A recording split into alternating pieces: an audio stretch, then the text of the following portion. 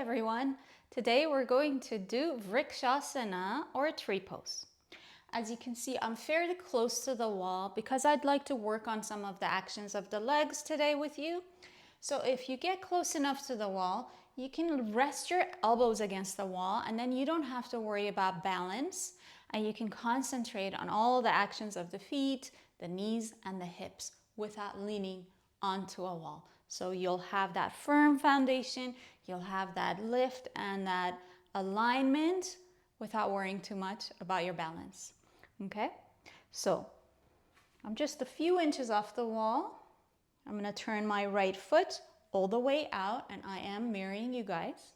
So I'm lining up my heel to the center of the left arch of my foot, and I'm rotating my inner thigh towards my outer thigh.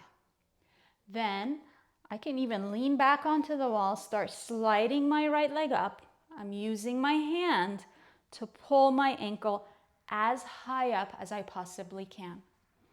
And then I want to point the right toes down and place my foot to the inner thigh. Okay, so sometimes the toes tend to come forward. Today, take that special attention, point the toes directly down.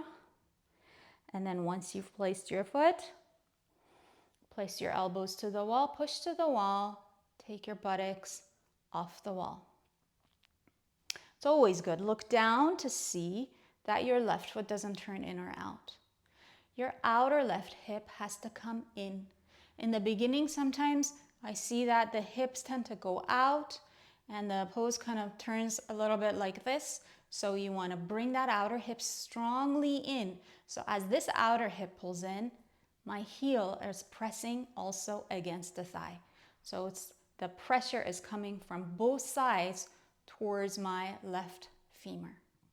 As I stay here, I want to see if I can soften, release a little bit of this tension from my right inner thigh towards my knee, and grip my outer hips. So there is a strength, there is a pulling in of both outer hips.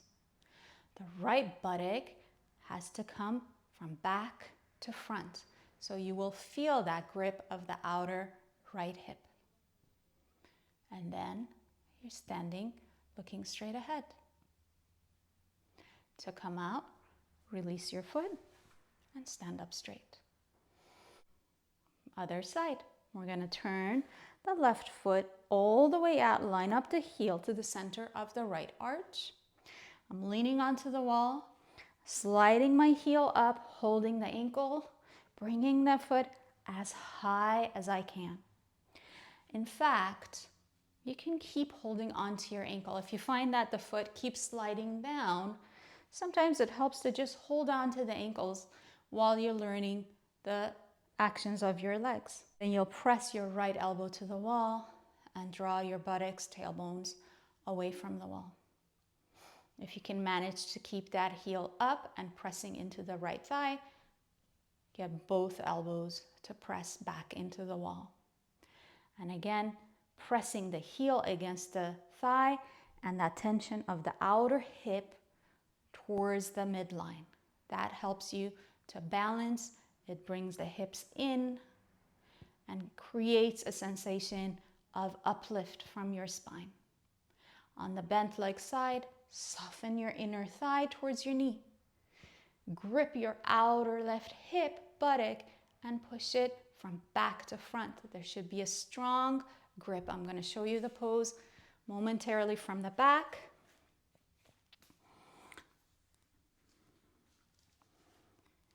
So as I press my heel against my right thigh, the outer buttock, instead of going back, it has to come in. So there's a grip right here where the thigh connects into the hip socket. So it really pulls in from there.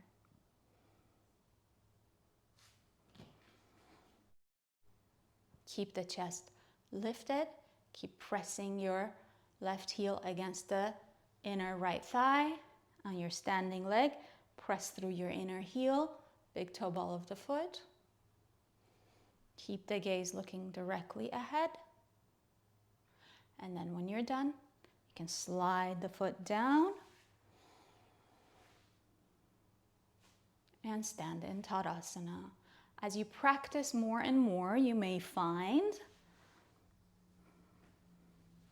that as you learn the actions of the legs, as you get that firmness in the legs and the hips, you may be able to balance. Maybe place your hands in Namaste or reach the arms up overhead.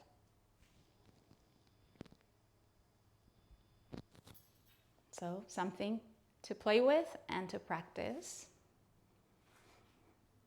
for Vrksasna, tree pose.